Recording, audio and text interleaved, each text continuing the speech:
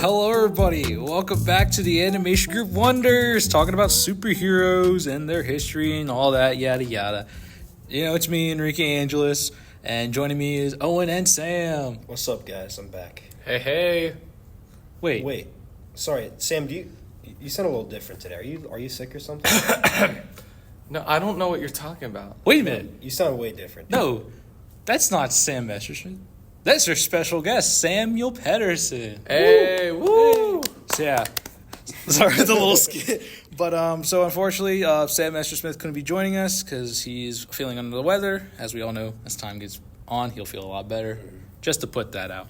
Again, housekeeping things, R-rated technically because, college people cursing and whatnot. So if you have a younger audience, be aware. So last episode, we did a deep dive in Spider-Man's comics and histories, and today we are going to be talking about the movies and shows. They do a lot of adaptations from the comics. And to make things interesting for these 3 parts of these episode titles, we decided might as well invite some guesses. So it might be the same guest, it might be a different guest, depending on the superhero. And so we kind of asked Sam, because he loves the Spider-Man movies, that if he wants to join, here he is. Yep. So, if you want to introduce yourself, Sam? Hi, I'm Sam Pedersen. I'm a music major here at the Tell School of Music at Millersville University. And as far as Spider-Man goes, Tobey Maguire. Those are the best movies. All right. It's a valid take. So, let's get into a little history. No, it's not a deep history. As you all know, that there were a lot of independent studios during the 70s and 80s that were making independent films. If you remember the Hulk movie, where it was just the giant guy with his little sandal things. Yeah.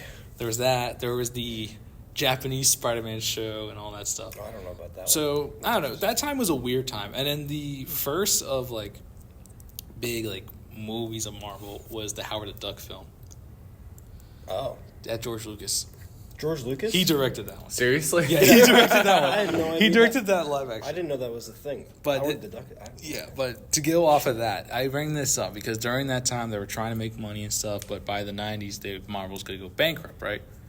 So during that time, it was I think the 80s when it was about to go bankrupt. So Fox Television was not acquiring but helping make Marvel products with the X-Men 97 show.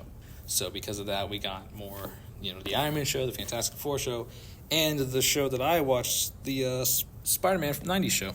And I will say, it did do a lot of adaptations from the comics, all that stuff. But fun fact, before the 90s Spider-Man show, there was a show of the Amazing Spider-Man from the 60s. Mm-hmm. And fun fact, that's where the theme song came from. Yeah. Spider-Man. Just whatever. Yeah, that's where that show came from. My dad talks about he was born in the mid '60s. Old. He's old as heck. But so he remembers waking up on Saturday to watch cartoons because that's the only time they had it on their 3 channels. Yeah. So he's I used to like Spider-Man, but I never watched it outside of childhood. I was like, oh, that's kind of funny. Yeah. Mm-hmm. Yeah, the show is your basic comic book looking ass. Yeah, it's a funny show, honestly. Fun fact, that show is what introduced us to the meme of the I'm Spider-Man, I'm Spider. Yeah, that thing. Yeah, the pointing Spider-Man. Yeah. So if you remember the pointing meme when they're oh yeah. So I think that episode, I think it was a chameleon episode. I don't remember, but that would make sense. Yeah, it was. That's where the meme came from. So we'll reference that meme later throughout this episode. Especially with the live action ones. Oh, yeah. That and, didn't they do that in... Spider-Verse, yeah. Yeah. So let's get back to the history, and then we'll get to that funny, goofy shenanigans. So by this time, they were trying to make independent Marvel films. And obviously the first one that was actually, bought by a studio that would finance and help Marvel make money was Blade from 1999. Mm-hmm. Wesley Snipes, and that was a big hit. So a lot of studios started to get that. So Fox bought X-Men and Fantastic Four, and Sony bought Spider-Man. And hence, we got the Tobey Maguire Spider-Man. Yeah. So let's talk about the first movie. Thoughts? That's the only one I've seen from Tobey Maguire. All right. I quite enjoy it. I do enjoy Tobey Maguire. But, yeah. It's been a while since I've seen it, though. I probably should have refreshed my memory looking back now sitting at this table. It's okay. What about you, Sam? I'd say now I'm obviously biased towards this one, No, yeah. but I feel like it's very well paced. Like, so you start out with Peter in high school, and then Uncle Ben dies, and then he goes off into college life and he starts living his actual life. And this is a general comment for all of the Spider-Man movies. There are memes throughout, like, you know, like pizza time, or pizza or like that. Or like, no, the first movie meme is the you know, I'm quite a scientist myself. Yeah. But no, it's cool because that obviously the origins all were adapted from the comics. You know, the beginning, and then the whole this Goblin thing was kind of Raimi's take on, like, you know, how the Goblin came to be. Rather than doing drugs, they were testing a soldier serum that would help. Basically, in the movie, if you remember, bring money for Oscorp, because you remember they kick him off of his board of directors chair. What? Do you remember the meme where he's like, "You know how much I sacrificed?" That's what that's from. You see, this it just has the funniest meme. I know. It's, Yeah. you know, fun fact. You serious? Yeah. So, yeah, in that movie, I'm be honest, I totally forgot how campy the transitions and like the action was, because like I remember watching it recently 2 years ago, and when we got to the part where he's like, "Who are you gonna save, the woman or these children?" I was like, I don't remember the rest of the movie being like this. I don't know. It's intense, yeah. Yeah, I think it's more of I remember like the beginning and all that stuff. That's fair. Now, before we get to the second one, I have a very serious question, because I know a lot of people listening, we know, will be pissed about this question, but I think it's a funny one. Is Spider-Man a Thanksgiving film? What? Do you remember the scene where never they're heard that. Them having Thanksgiving and so his blood dropping Yeah, from so his there's, suit? to give context to the audience, if to the young, at least the youngers who haven't watched, or if you haven't watched the Raimi trilogy, I mean, how dare you? But you should watch it. We highly recommend it. But in the first movie, there's a scene where, you know, Peter comes back from fighting Goblin, and he's on his roof, and it's Thanksgiving Day. Okay. And when Norman walks in, the blood drops. He goes, "What?" And that's that same Thanksgiving scene is when Norman realized, oh God, Peter's Spider-Man, when he saw the cut. And he was like, what is that? He goes, oh, I fell off my bike and all that stuff. But that whole dinner thing is Thanksgiving. Yeah. And there was a joke going around the internet. I forget what time it was, but they were like, oh, is Spider-Man 1 the Thanksgiving film? That's like is Die Hard a Christmas movie? Is it Die Hard? Die Hard's a Christmas movie. That's like, I don't... That's like No, just because even then, because Just because the whole it has movie, a holiday in it doesn't make it a holiday movie. well, no, because the whole movie doesn't even take place. It's just the one scene. yeah, it's like it's just a montage of his life, and Yeah, like it's through this area of his life. It's not even like even Die Hard. Like Die Hard just takes place during Christmas time, but Spider-Man, it takes place through like his whole like time. a long Yeah. stretch of time. Because like I would say, I'm gonna use this argument, and hopefully we talk about this hero in the near future. Like Iron Man 3, that movie they call it a Christmas movie because the final battle takes place on Christmas Day.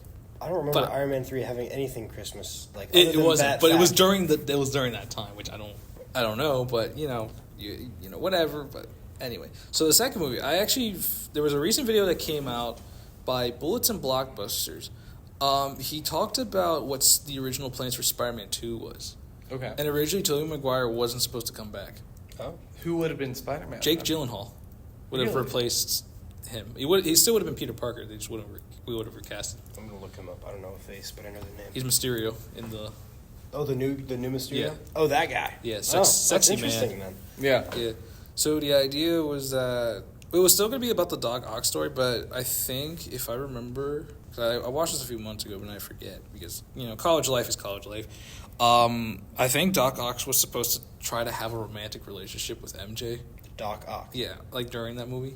Which is kind of weird because he had like in the movie he has his wife, but Yeah. then she dies, I guess. I think the wife wasn't supposed to be in the movie. That's the thing. I think it was just him as Dr. Octavius. But But isn't he like age gap? Anyway, that's what I'm like hung up on. yeah, I don't know. Yeah. But we're glad we didn't go down that road. Thankfully, something's changed, and we got the Spider-Man 2 we got. Which I'm gonna be honest, out of those movies, peak Yeah, it's pretty good. Now, I think that Doctor Octopus, like the Green Goblin, I think is better villain than Doctor Octopus. Yeah, but I honestly, enjoy Green Goblin more. Doctor Octavian, he's just a good villain too. Yeah. Like it's hard to compare because these villains, they're all so good, except maybe the last movie. Yeah. Which not to get too far of ourselves, but yeah, the two first villains are really good. Yeah. Oh, I forgot to mention about this, guys. I forgot that this is about adaptation, so there's also tie-in video games. Oh, Yeah, so I'll get to that after we finish like the trilogies and like other stuff. So, yeah. third movie, so memeable, such a fucking mess too. That movie was actually considered to be a two-parter, considering the amount of villains we got. Maybe it Yeah. should have been a two-parter. Yeah. Well, it was weird because, you know, the thing about Raimi is that the main villains are like his favorite ones from the Spider-Man lore. Yeah. So he was gonna do, that was his Green Goblin, and his favorite one was Octopus. Mm-hmm. And I don't remember if it was Sandman. Sandman was his favorite, but he was also gonna finish the Harry arc. Okay. So I think it was supposed to be just Sandman and Harry Osborn. But because the fans were craving for, you know, Venom, the studio was like, hey, can you shove Venom into the film? Yeah, it was Hence just, we got, it was a jumbled hence we got mess, the but to be honest, a funny mess we got. Yeah, we got memes like We got Bully Maguire. That is my only experience with that last movie is just the memes. Yeah, I will Like, say, just I for, should see the other two. yeah, just to tell you, because you'll get just to watch it. This will be a spoiler for you, but for the audience, I hope it's not. Like I said, audience, hope you watch this. It's okay, but you know, it's just a lot of bad relationship drama writing, and obviously they shoehorn the villains, and it's a whole mess. But you know, it's whatever. And the funny thing is that they were supposed to make a Venom movie after that. After that, That was kind of tied into it. okay. Well, wasn't there supposed to be Spider-Man 4, but the movie kind of flopped? Yeah, so, yeah, obviously the third one flopped, and I remember when Raimi was trying to juggle the three villains, it was supposed to be a two-parter if he wanted to do that route, but they didn't believe that would work, so. But Spider-Man 4, I did see, because I'm pretty sure you saw the story reels of Spider-Man 4 that was leaked online. So there was a story reel that was leaked online. It was the battle against the Vulture and him, right?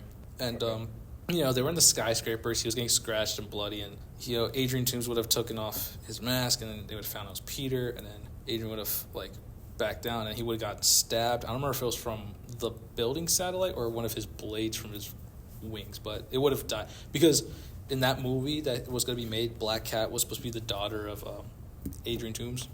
Okay. Like, kind of an adopted daughter, like Felicia Hardy. So she would have been Black Cat after... Or I think it would have been Black Cat, or they would have been Vulture. I don't know. It was weird, but overall, I think it would have been a very, very deep story. But regardless, we didn't get it. But there was also leaked story reels of a montage of Peter saving the day. And we got a storyboard photo of him taking Mysterio into custody, his kind of beer belly. That's because, if you remember Sam Raimi, if any of you in the audience know Sam Raimi's filmography, his friend... Shit, what was his name again? I know his name. I'm having a brain fart. Hold on. Uh-oh. Yeah, Bruce Dookie. Campbell, that guy. He's Sam Raimi's friend. He shows up as cameos in all of his filmography. So he would have played that universe in Mysterio. That's funny. So like he would take him to the courthouse, they took off the helmet, he would have been like, "Curse you, Spider-Man." So the montage, I found out he was going to put like the villains he didn't want to make movies about. So it would have, we would have seen Rhino, Shocker, Hydro Man, like just to say, hey, he fought these guys. Don't worry, guys, we mentioned him. So basically, we were supposed to get Spider-Man 4 and Venom. Now, the video games are actually pretty interesting. So the cool thing about, well, not the cool thing, this is the weird thing about the early 2000s. When I was to get the topic ongoing, I'm collecting a GameCube retro collection right now. And I found out that there was a lot of like 2000s movie titles like Fantastic Four, Batman, Any movie Spider-Man. Put that on something. Like not even superheroes. You got like Over the Hedge, Flush Away, Tack, Shrek. Shrek the video game. Off topic. I have Shrek Extra Large. It's a GameCube port of the Xbox game. Is it good? Oh my god, it's so dizzy. But that's also because I have the 1080p on my monitor. Yeah. instead of 480. Oh. Anyway, so the cool thing about like those tie-in movie games is that they can make them and also add other villains that weren't in the movie. So like the tie-in video games, they are centered on the plot of the film, but they add like side missions and extras to keep the player going and adding more villains. Like a good example that I can remember was Spider-Man 2. They added Shocker, Rhino, and Kraven and Black Cat. No, I think Kraven was in the third one. Black Cat, Shocker, and Rhino in the game to add more variety. Mm-hmm. And if I remember looking back in my childhood, they were fun, but they were so clunky games.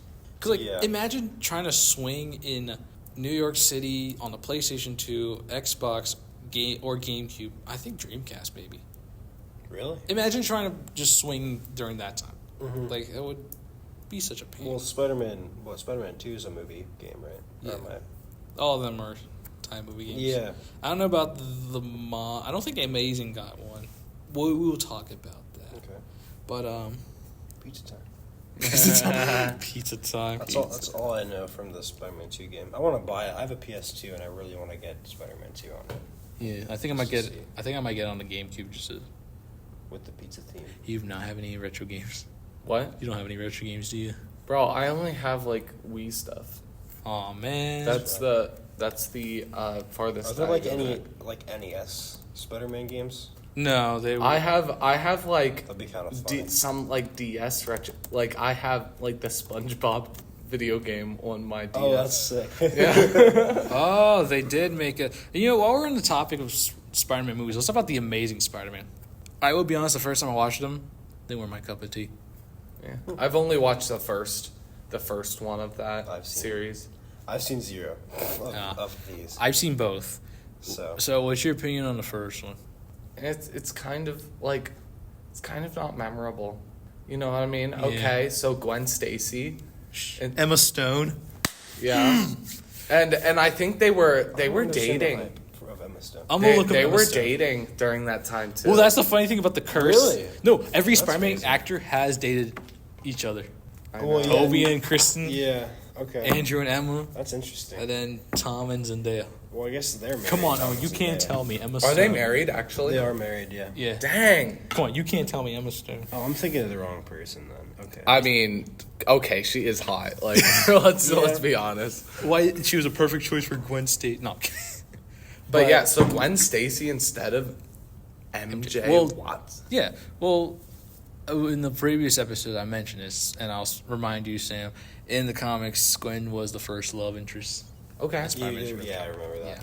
Just to leave a refresher That to was our audience too.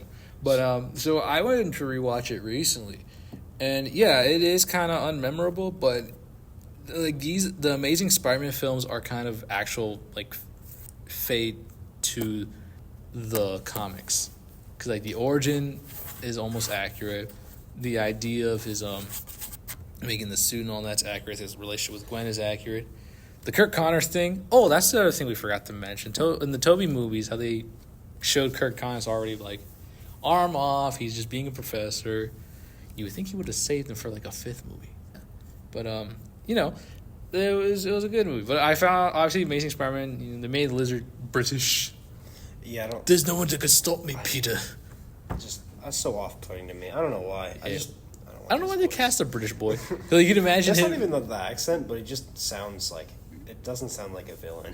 It Yeah. just sounds like a. he just walks in the hallway. I can cure them. I can save them. There's no one that can stop me, Peter. I drink tea. So what is this? Like, oh shit, I forgot what it's called. What's like the detective, the British detective? Oh, Sherlock Sherlock? Holmes. No, Which one?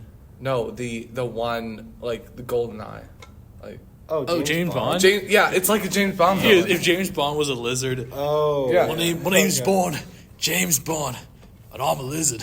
Yeah, it's like a Okay, now I'm James, sounding it's like a James Bond villain. Okay, now I Like, sound Australian doing that. Like, I was over in the Donny, and then I saw Spider-Man. Actually, maybe it's more like a the Michael Myers spinoff. The Austin Powers. Austin Powers, oh god. But so yeah, the second one came out, and apparently it was bad. But I will admit, the death of Gwen Stacy, they made it perfect in that film. I will say. see that clip. Yeah, they kind of with Electro. I think you saw the. Have you seen the Electro design? I think. Yeah, the main Spider-Man, Electro. Yeah, so he's blue in the film, and the cool thing about that is that they got inspired by the Ultimate Spider-Man comics, because in that universe he's pure energy and he's blue. Oh wow! So they took inspiration to that. That's cool. And the Harry thing, they kind of did the drug thing, but it was more because Goblin has a goblin disease and he's dying, and he needs blood to figure out how to cure himself. So he's like, "Oh, Spider-Man, I need your blood." And he's like drunk and rant, and he's like, "Oh, you're a fraud."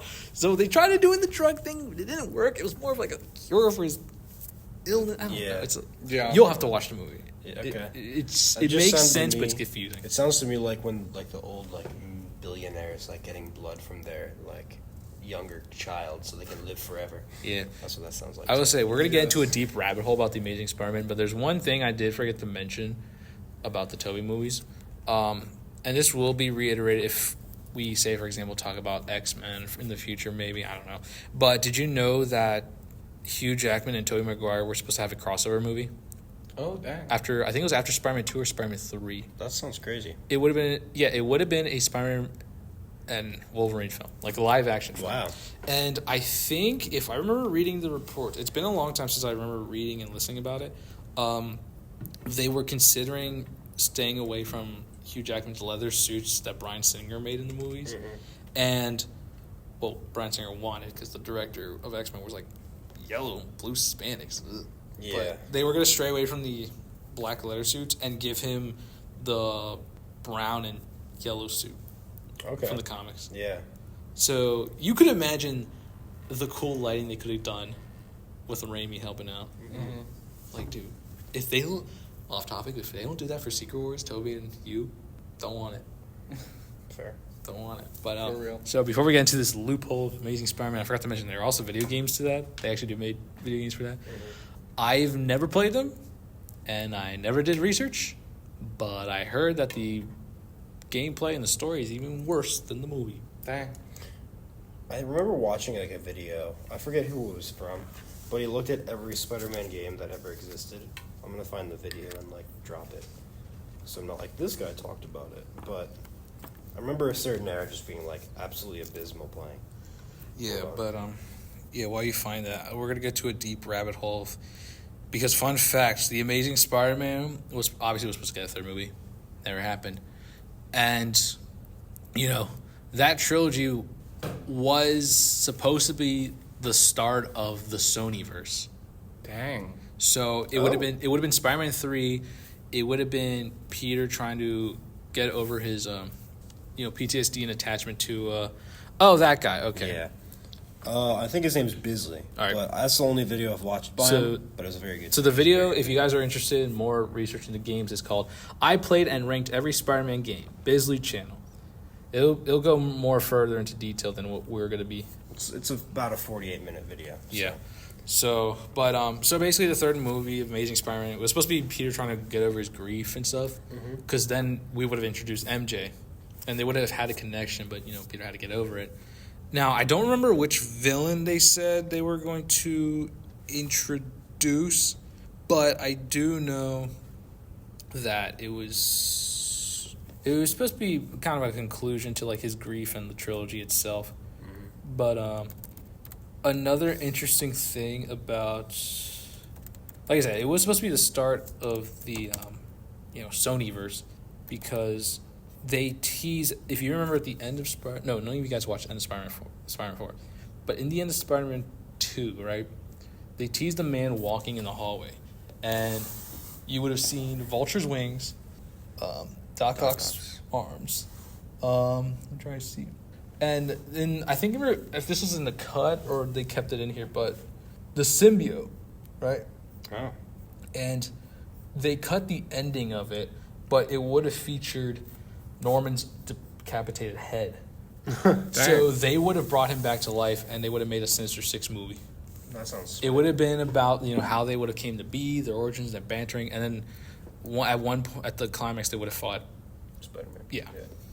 That sounds pretty cool. I wish we kind of got that. That sounds sick. And but of course, because of the deal with Sony and Marvel, it never came to be. Mm-hmm. And it's crazy too because Kevin Feige and the head of Sony at the time, I forget what her name was, but they had lunch, and she was like, "Can you help finance Spider-Man 3?" And he went, "Hell no! You should just give him to us." She threw her sandwich at him in disappointment, but after a few days, she was like, maybe he's right. So they put him in Civil War. Which, fun fact, that movie also had some problems. But Avenger or the Civil War. Is it Captain America? Yeah. Yeah. You've seen Captain America: Almost Civil War, have you? almost said Avengers. No. Okay, that's the introduction of the Tom Holland Spider-Man. Yeah. Oh, okay. Yeah. So I remember, as a kid, I watched the trailer, and Tony's like, "All right, I'm out of ideas." Under Roos, and then when I saw the web, I was like, "Spider-Man!" Yeah. And you saw Tom Holland, and he goes, "Hello, everybody." I was like, "It's Spider-Man!" But no, yeah, and then they got him in it, and it was pretty good. And I like how, even though they gave him the iconic Spider-Man suit, I love how they established that he had his homemade suit when Tony meets him, being like, Yeah. "Well, look at that," all that stuff. I will say, Tom Holland, as you can tell, he grew up with the character too. 'Cause Oh, certainly. He looks so young in Civil War. Mm-hmm. Like, oh my god, let me look him He up. still looks like babyface, but like. But no, he looks more mature. That's fair. Like, bro is like... It's like him and Timothy Chalamet, like the young, like pretty boys of Hollywood.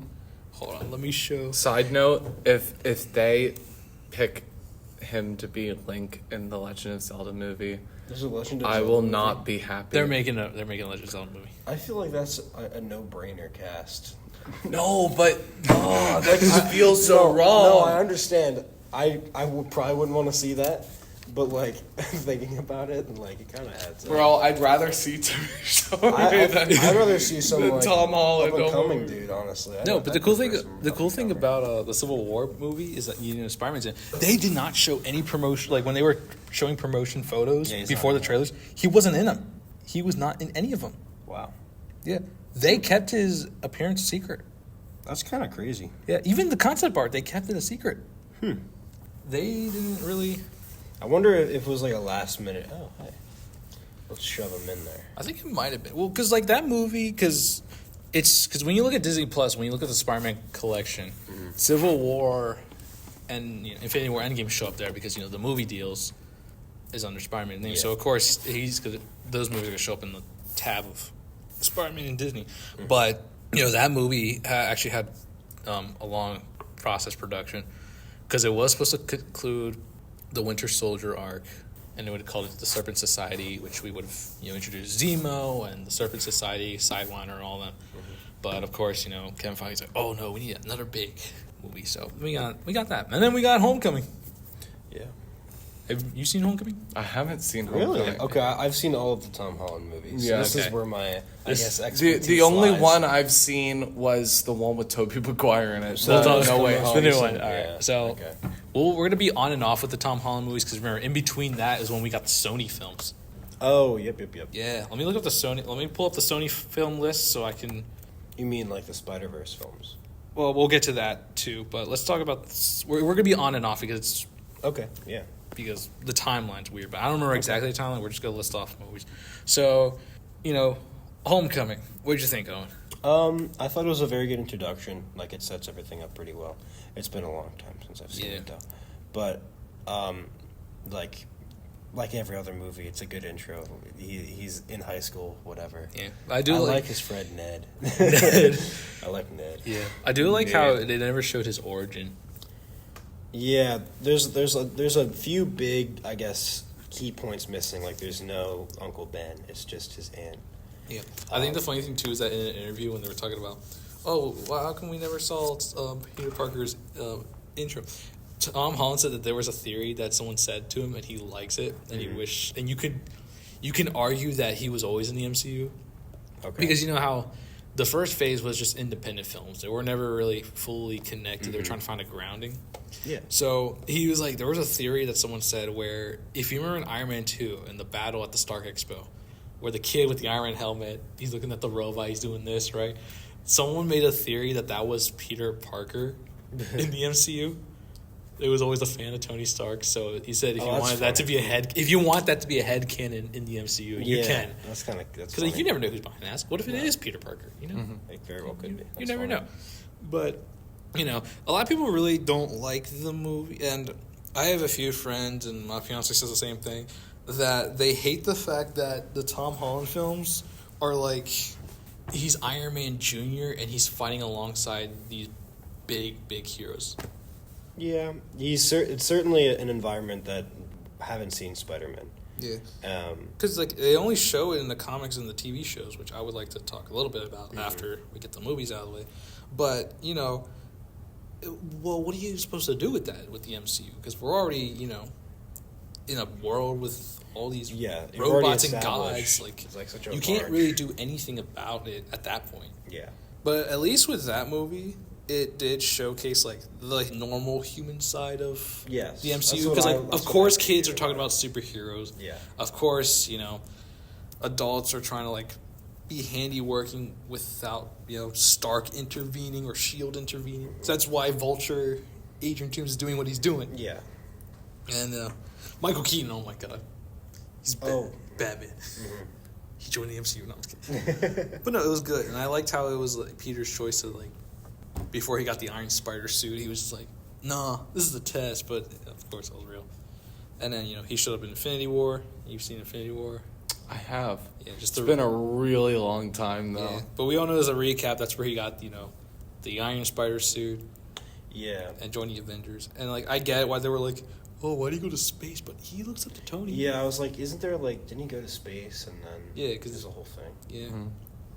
So he literally went face to face with Thanos, which I thought That's was right. because I thought that I remember I was a kid, I remember I was in middle school when that movie came out. I was like, why is Peter fighting Thanos? He shouldn't be there. He should be back home.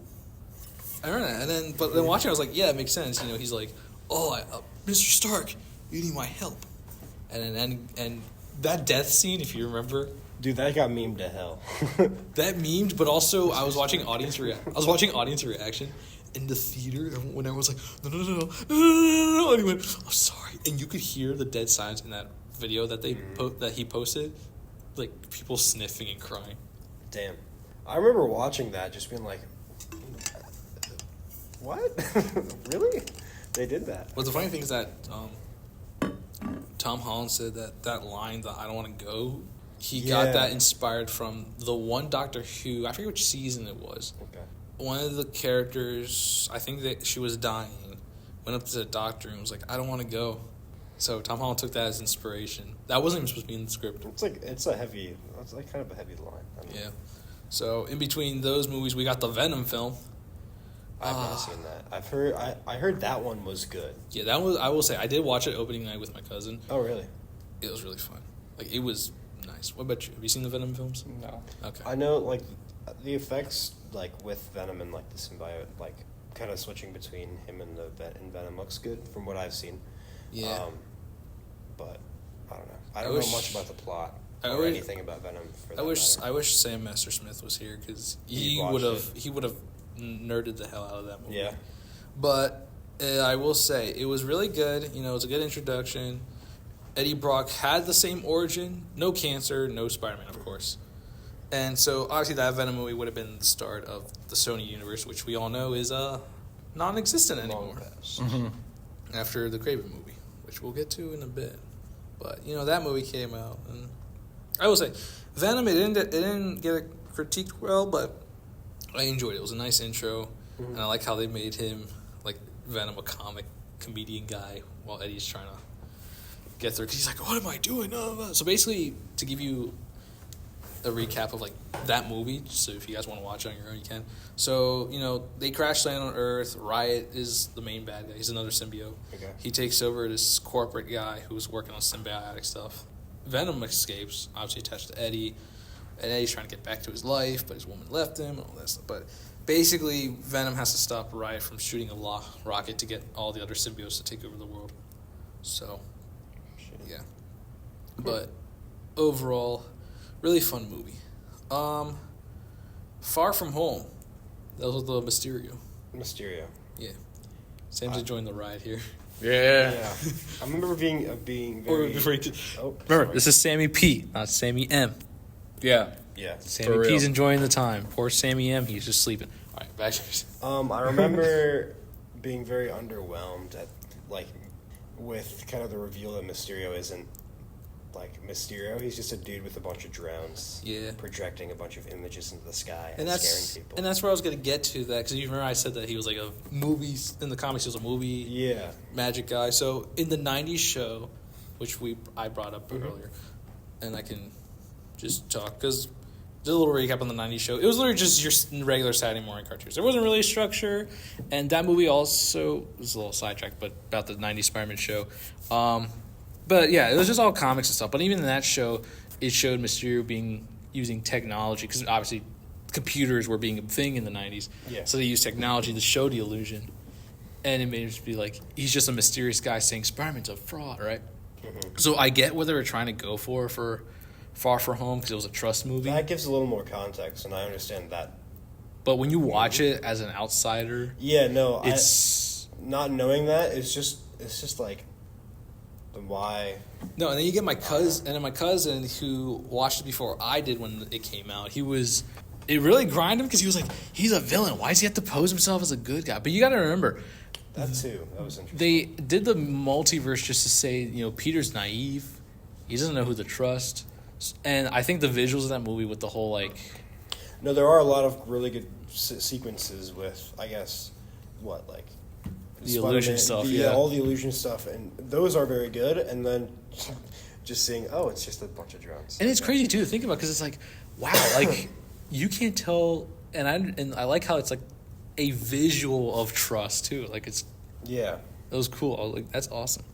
And I will say it was cool seeing the characters out of their elements, non New York, traveling. London? No. Yeah. Were they in London? They were in London at the final battle.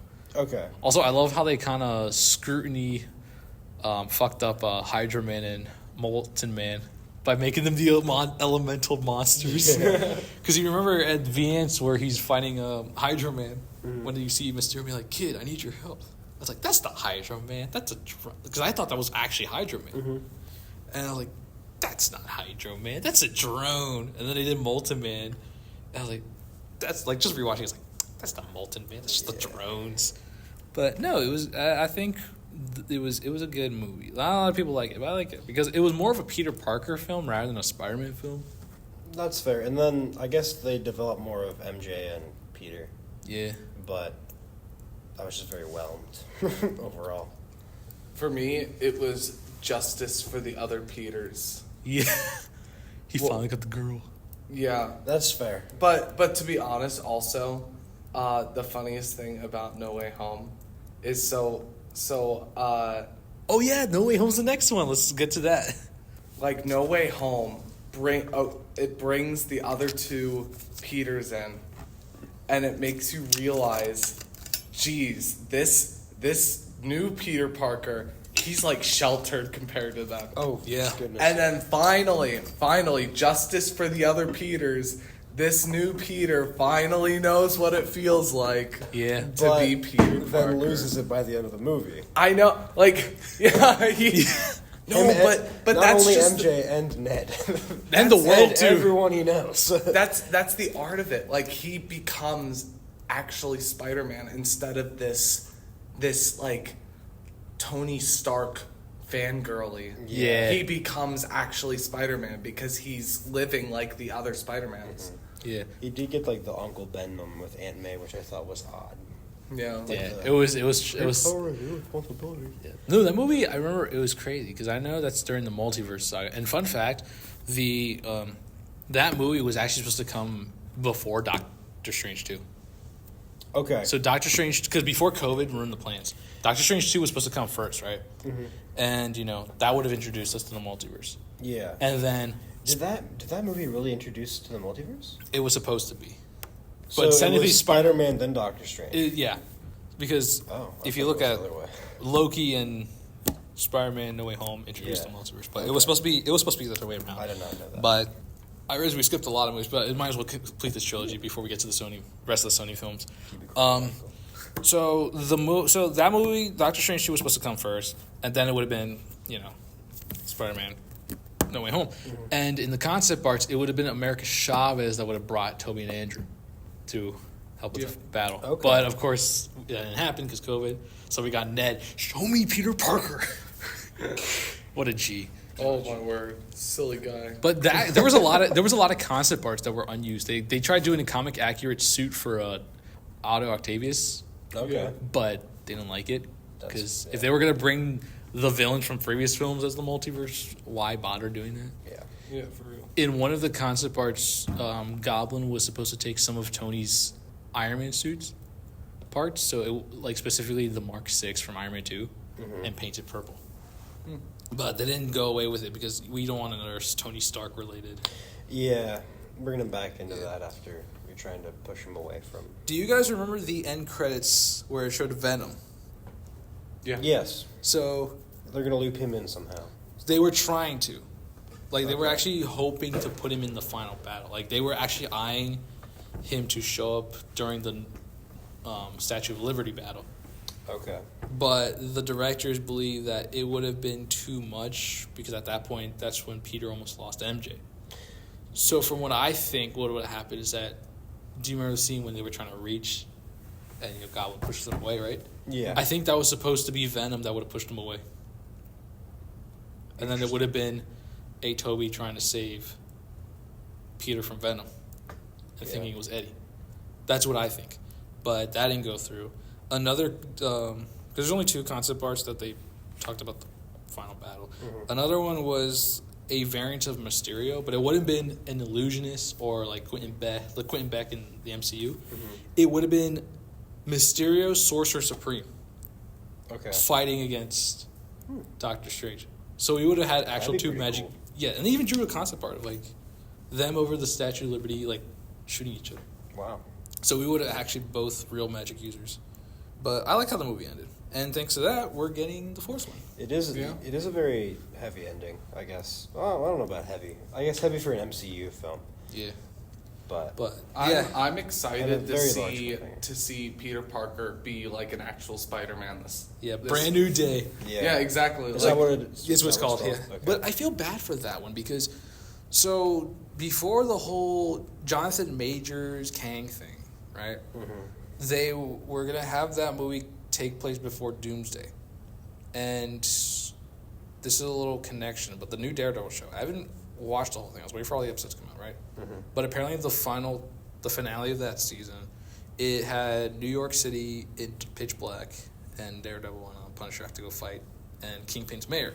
So originally, Spider-Man 4, the plot would have been Kingpin being the mayor and bringing street-level villains out to take down street-level heroes. Mm-hmm. So Matt Murdock and Spider-Man would have teamed up. Apparently Paul Rudd was supposed to be in that movie because the deal with Spider-Man films, you have to have an MCU character in it. That was their deal. Okay. So I feel like they would have had Paul Rudd's Ant-Man as a street hero because he's technically a street hero.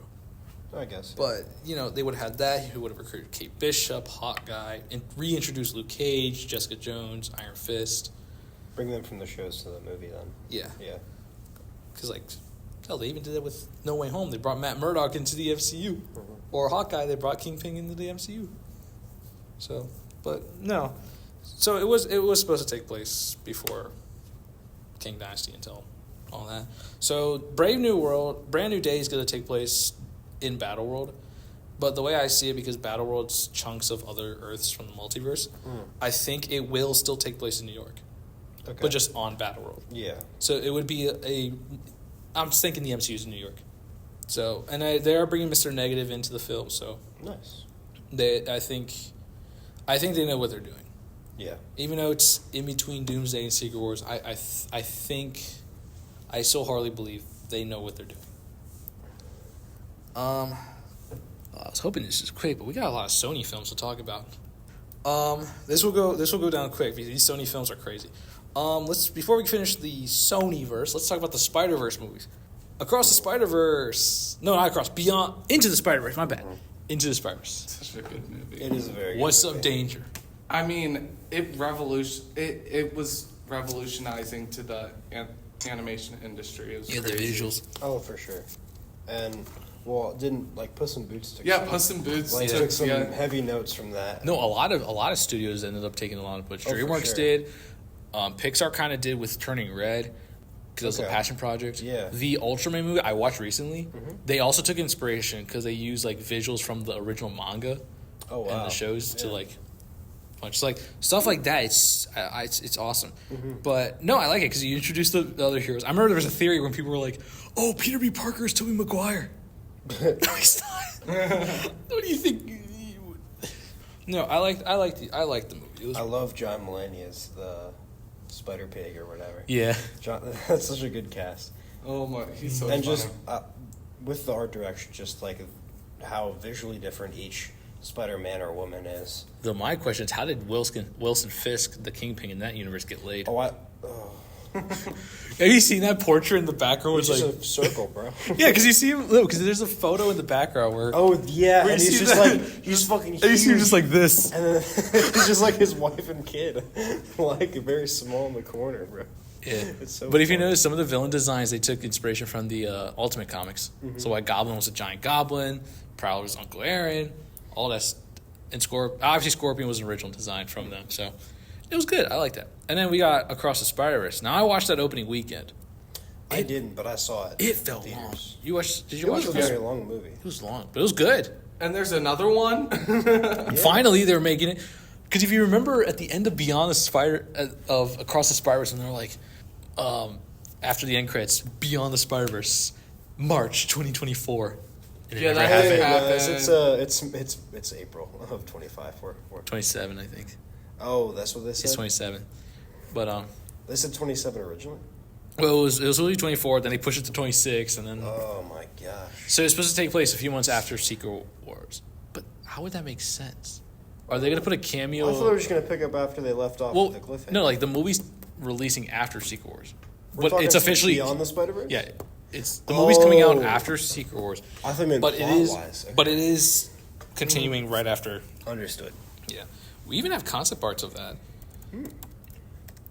Well, I looked it up and we talk about the second Spider-Verse movie. Obviously, the Into the Spider-Verse kind of gets way into the can of worms with the the multiverse stuff. Yeah, Oh yeah. and the I visuals really too. They enjoy just it. gets That's better. sweet. It just gets better and better. Like That's really cool. I'm trying to see if there's any other concept arts from. Audio listeners, we're looking at a picture of the Prowler, right?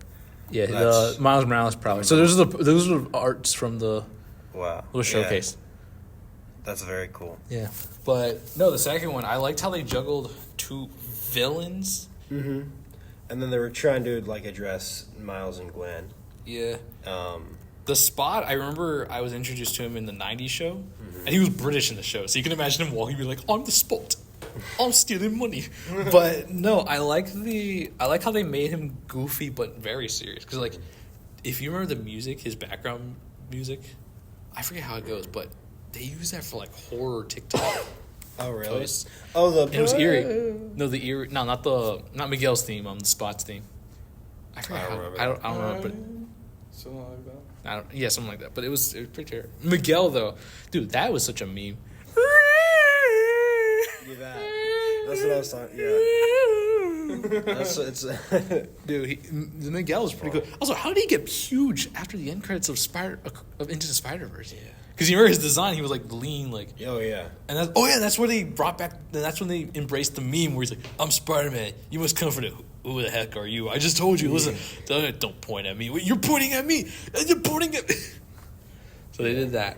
Oh yeah, and then No Way Home they did that with Peter. Yeah, Peter. Oh yeah, Peter Parker. Same thing. Hey Peter. And then they did it with Across the Spider-Verse. Where he goes, "Stop, Spider-Man." You. Yeah, no, that was funny. No, but no, Miguel. They made him huge in that movie. Yeah, they did. But I like his character, like his backstory, like W. Oscar Isaac moment. Too. Oscar Isaac. He's just multiverse jumping in the MCU. Dude, he is. Moon Knight, Miguel, Yeah. Spider-Man 2099. That's him. Apocalypse from the X-Men. Oh really? Yeah. Oh man. But no, so I love his story. I get why he does what he does. Tragedy, right? What I hated, and I'm going to bring this up with Venom too. When that movie came out, the amount of females that were like, "Daddy, Literally. Or- Miguel O'Hara. Really? Like, simping over the character. Like audience members? Yeah. Oh, I and don't also remember that. regular watchers. They were like, oh my god, Miguel, he's so hot. And they're like, he's so mysterious. I'm like, the movie literally explains his backstory. What do you mean he's so mysterious? Yeah. Well, I did not catch any of that sort of. Good, because I hated hearing that. Isn't there a plot with Gwen and her dad as well? Yeah, the captain And thing. the murder. Who died? I forgot. No one dies yet. No, but like, he wants to catch. Spider-Man, that's just her. Yeah. Yeah, because Peter died. Because he That's turned himself. right. Because in that His universe, he other turned himself Peter into died. he turned himself into the lizard. That's right. Okay, so like, who would look at that and be like, oh, Yeah, I agree. I don't understand. I don't understand you. I don't know, I'm pretty straight, so. I bet you. I bet you some of this is gonna sound like we're calling out, but this is just more like a joke. I bet you some women in our college were one of those when they saw Miguel O'Hara. You could say that about any I found out like geographical place on the well, planet. I found Earth. out that half of the people thought that he was voiced by Pedro Pascal. That's probably why What? they were like, People he's so thought? hot. Yeah. He would. How do you think that? Because so I got so I was talking to my cousins about it. Like I have younger cousins, male and female, all different ages. The one I was talking to her, she's in middle school right now. We were talking about the movie, obviously because it just came out, right? And she's like, "Oh, Miguel, I don't know why he's so mysterious." I'm like, "Yeah, Oscar Isaac." She goes, "Oh, I thought he was Pedro Pascal. That's why." I was like, "Ooh, That's crazy, dude. dude, That's wild. they don't sound the same." No, they don't at all. Because Not at all. you've watched Mandalorian. Yeah, like anything. If you compare him to anything Miguel, Pedro Pascal compared to anything Oscar Isaac are very, very different. yeah, I don't know. But I did like the cliffhanger of the second movie. Oh yeah, it's a very big cliffhanger. Well, they don't know where Miles is, right? Yeah. No, the dumb thing was when they were like, "Oh, March 2024," and then Sony confirmed that, yeah, we never actually started production on this movie. Well, and the production for that movie took 3 years as it was. Yeah. So, yeah. That was the whole thing. All right, time to conclude this Sony verse. Oh boy. Let's see. I did Venom 2. What was the next one? Oh, Venom, Let There Be Carnage. No, it was Morbius that came out. Oh, Morbius. I have not seen it. I saw there's an Eddie Burback video where he saw it every day for a week. Did you see it? No. I didn't see it, but I saw that video. And I it's did see like, a it's guy so who bad. reviewed the entire Sonyverse, and the guy, they were memeing about it, the entire review, but it's, I don't know. Why Jared Leto's Morbius? You could have gone someone else. Yeah, but all around, from what I hear, just not good. Though the end credits here, I'll tell you about the end credits because the movie was supposed to take place in 2019, so the end credits was supposed to show the MCU Vulture in prison, and he would have escaped in a suit, and he would have talked to Morris, being like, "It has something to do with Spider-Man. Do you want to help out?" So I think it would have, if the movie would have came out 2019, it would have made so much sense, but it didn't. So Is Morbius the reason we had COVID? oh yeah, Sam bats, right? Sam Messersmith made that joke about the Did whole he? cure thing. Yeah, Oh, with the really? bats. Yeah, I was thinking bats. I was like, oh Yeah, I forgot about that. But next movie in that Sony verse line was Madam Web. Oh, I tried watching it. I gave up halfway. They got to the parts of the CPR where they were like, "Do the thing," and it's just a scene for the men to be like, "Oh, sexy women." I gave up and I said, "Okay, I'm done with this fucking movie." That's fair. The only thing I saw about it was an interview with Sydney Sweeney in like my reels because I just get a bunch of like actor interviews, and I know you made a comment. Oh, Sydney Sweeney. Yeah. And Oh, Sam, I was you got something to say? I'm not watching it. I'm not watching the clip because it's her clip. Though I mean, I did hear that the Madam Web was a bad movie, so I didn't watch Oh, it. that's what I heard as well. But they were talking about one scene where she hangs upside down like Spider Man woman. My whatever. cousin actually watched the whole thing. And, like, No, my she's cousin. like, it was very cool. Yeah, my cousin watched the whole thing. He said it was such a waste of time. I believe it. Yeah. Yeah. It didn't make sense either way. Next movie, which I still have to watch, Venom: The Last Dance. Oh, I don't know. I've heard as it's gone, the Venom movies get progressively worse. Yeah. Well, Let There Be Carnage. Oh, did I mention Let There Be Carnage? Yeah, you did. You brought it up, I thought. Oh, I didn't talk about it. I forgot to bring it Oh, up. So okay. let's backtrack a little bit. Let There Be Carnage. That was, do you know the actor of Gollum, Andy Serkis, right? Mm-hmm. He directed that film. I love Andy Serkis. He directed that film. Andy Serkis directed that? Yeah. Really? And he ended up doing the voice of Venom because the original voice actor ended up passing away. Oh, okay. So Andy Serkis went to do Venom, and he also directed Andy this Serkis movie. is a wonderful And actor. have you seen it, Tim? No. Okay. Oh, have you seen? No, sir. Okay, so I'll explain it right now. The comedy, it's so fucking funny. They make Venom's goofiness in the first movie amp it the fuck up, even though we get to see Carnage being the monster that he is. It's That's cool. and the final battle takes place in the church, and the music, the rain too, and the thunder. Oh my god, Fair enough. it's a really fun movie. It's not a great story structure, but it's a fucking fun movie. It's a good mid-movie. Now, Last Dance, I wish I saw it. I do know the main villain of that movie is a guy named Null. So in the comics, they introduced the race of the symbiotes and the King Null, right? And basically, he's the god of the symbiotes, right? Now, in the comics, he has a sword called the Necro Sword, right? So it was known to kill gods, right? And, like, great beings and stuff. But, you know, the Marvel Cinematic Universe beat them to it with, you know, Gore, the God Butcher from Thor: Love and Thunder. Yeah. Because he used the Necro Sword. So they had to rename the sword. And Andy Serkis came back to play Null.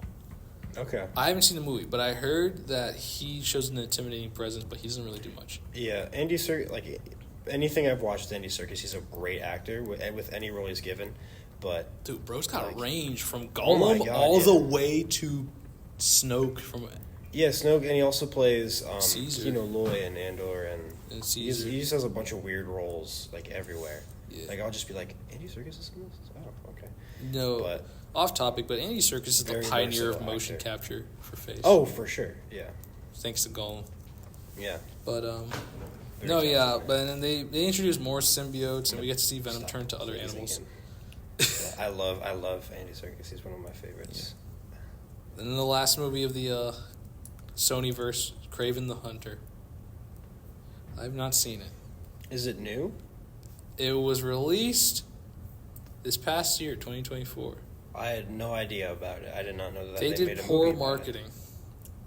Then that would explain it. There was a lot of movies in 2024 that had poor marketing too. Mm-hmm.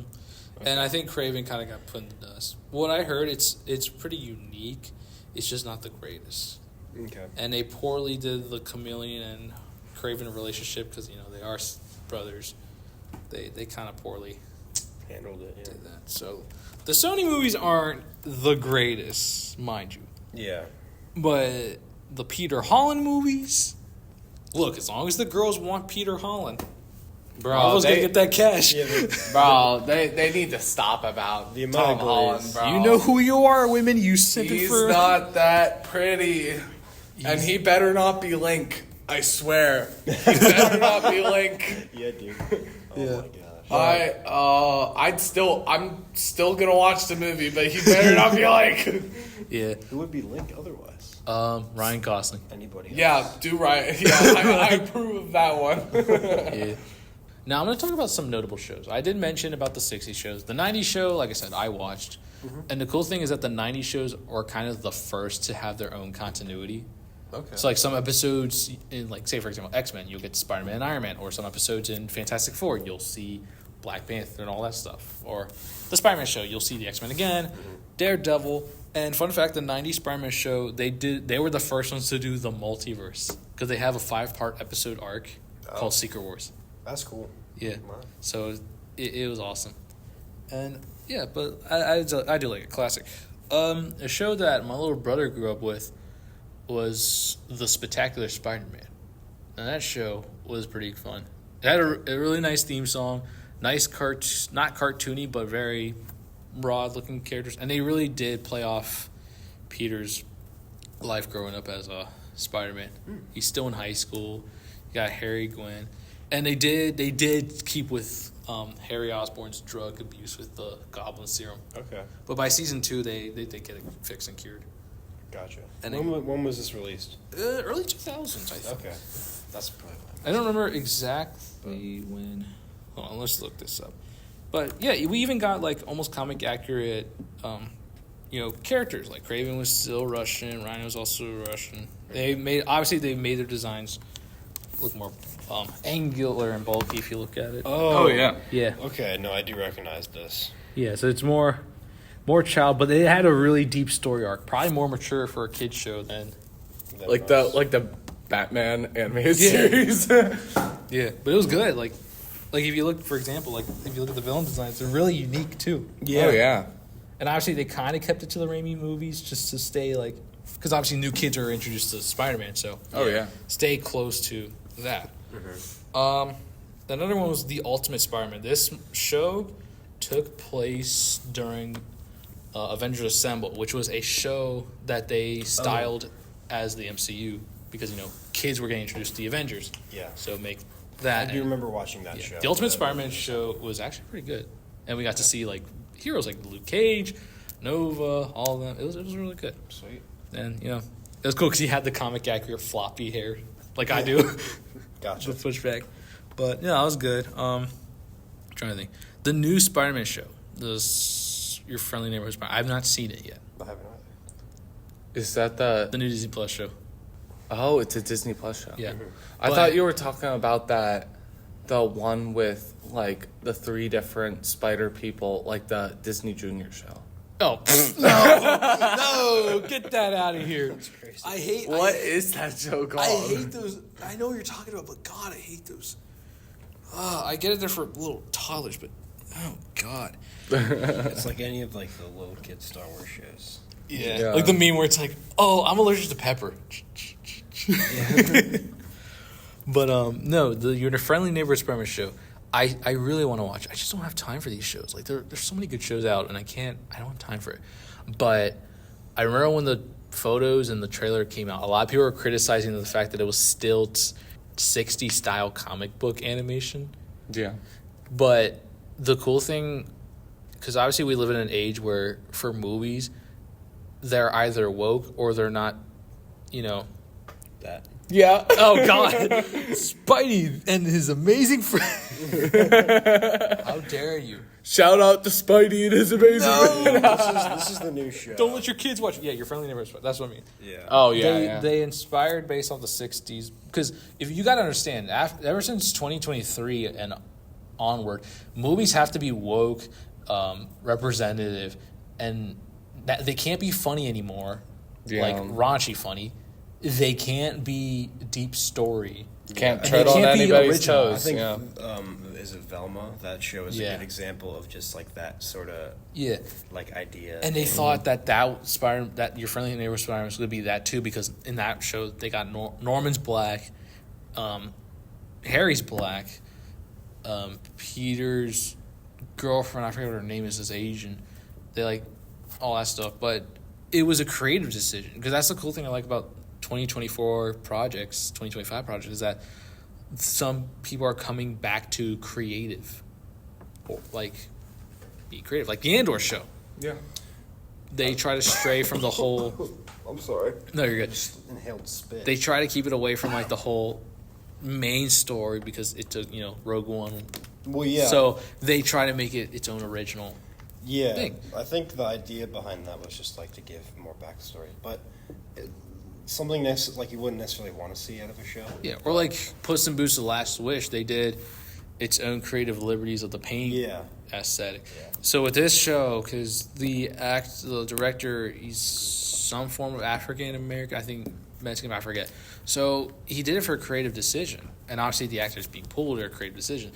And I remember when people were criticizing, oh, we have a female Harry Osborn. Female? He's just black. Just because his hair is up in a bun doesn't mean he's fucking gay. And I love it because they're oh, he's black. Why the dreads? If you look at the comic books, they're gingers with dreads. That's crazy. So No, it goes into that meme where the gingers are being replaced with black. You know what I mean? Yeah. There was a meme about Hermione and Ron Weasley and all those. Yeah, because look, here's him in the comics. He's dreads. That's crazy. So why are they complaining about? Yeah.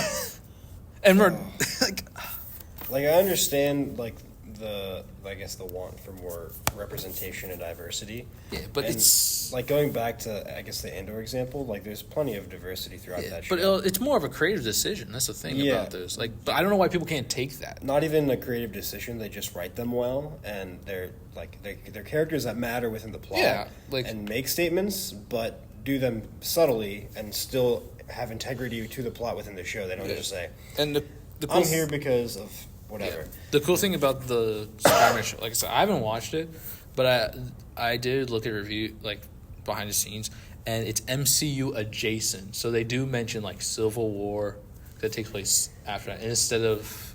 They did do the intro where he's like, this crazy car was out there, and it's Norman this time instead of Tony. But it's cool that they did do comic designs, and...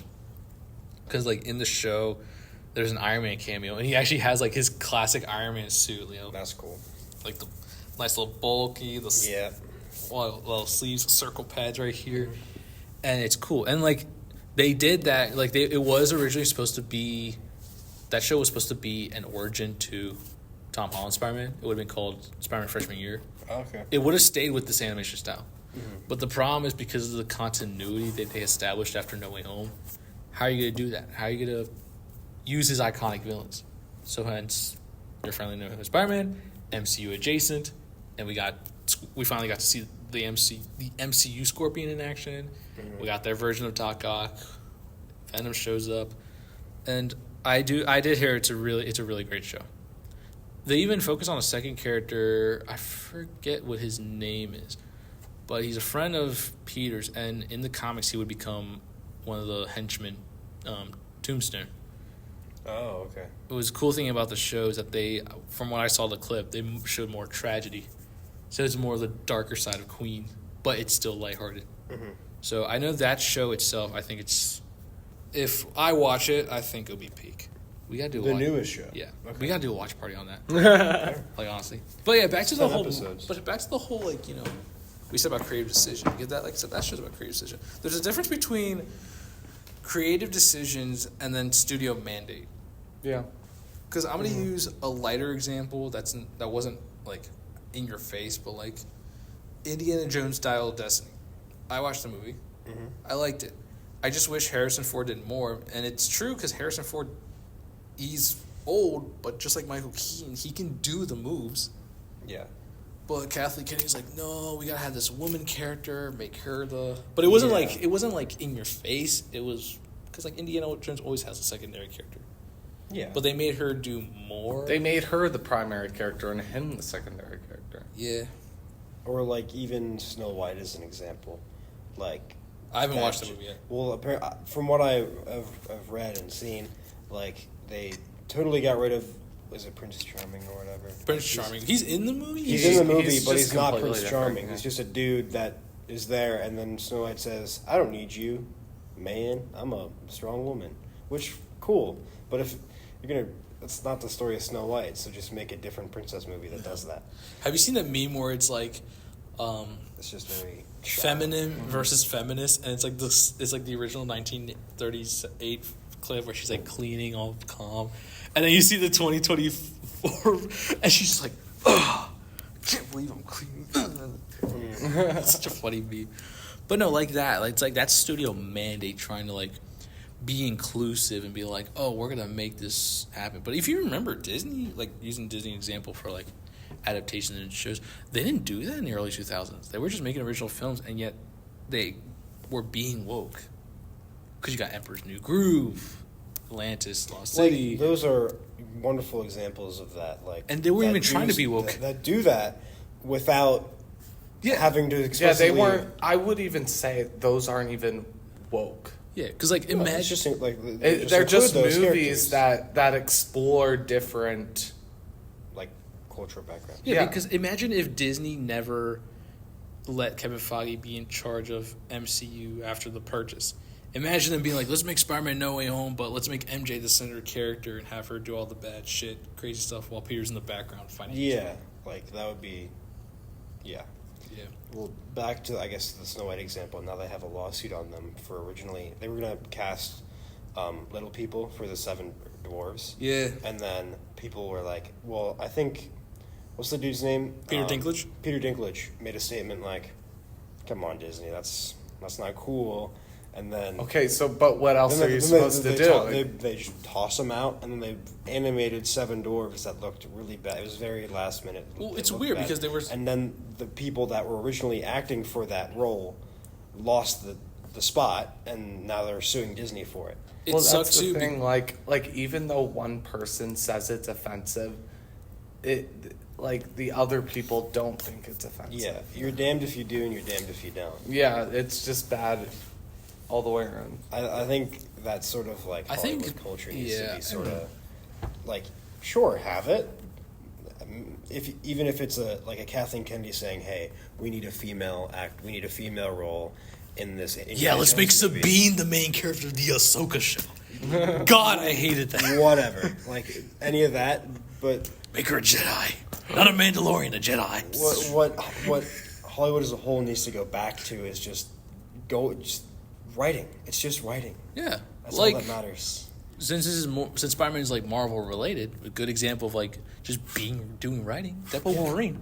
It was Ryan Reynolds that helped Sean Levy get the 3rd movie made. Yeah. No, I mean, Deadpool obviously are very like comedy centered, and they're not super serious superhero movies, but in the end, it's still creative. They're right? they're very good in their own right, and I guess going back to Andor or like even a Dune now, like those are very writing centered, and you can tell they take their time with how they portray their story, and still include all those. They tick all the boxes with the diversity and everything, but they're still very good. You know, the writing, and hence the Spider-Man show. Just crazy good movies and shows, and hence with the Spider-Man shows that we got, the 3 I mentioned. Not the 90s show. That was just Saturday morning cartoon. But the other 3, Spectacular Spider-Man, Ultimate Spider-Man, and Your Friendly Neighborhood Spider-Man. Great writing. Creative decisions. Open freedom to do whatever you want. Exactly. Don't be like Sony that made Venom and they're like, oh, let's make movies out of their villains. And, it didn't go well, but just to recap, your favorite movie or show project from the... Also, before we answer that, I just realized there's not a lot of Spider-Man games.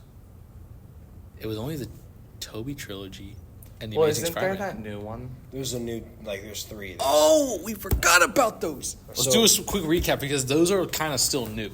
Yeah, so I've played the original Spider-Man PS4 game and Miles Morales. I don't have a PS5, so I didn't play Spider-Man 2. I don't want any spoilers for Spider-Man 2. Yeah, I will tell you, my little brother did play it, and I watched it. Really good. Yeah. So, I think they do a good job. Like, I think the first game's like a 20 or 30 hour storyline, but I love its open world. It's in New York.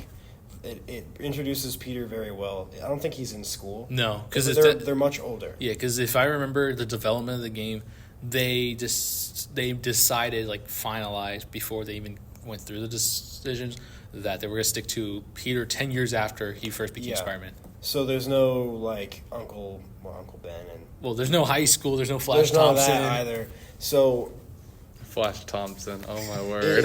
It sets the ground for a very, established Spider-Man character, and then you see kind of just kind of everything crumble in front of him. And then Miles Morales, they introduced Miles into the first game. I like his cat. Yeah, and then bring him in their, I guess, spin off their second game with Miles Morales. And then we got Spider-Man 2. Yeah. Overall, story-wise, I think they're very good. Not the deepest plots or anything, but they're... Yeah. I remember being very emotional after Aunt May died at the end of the Dude, first that was game. deep. No, that was deep. That was very deep.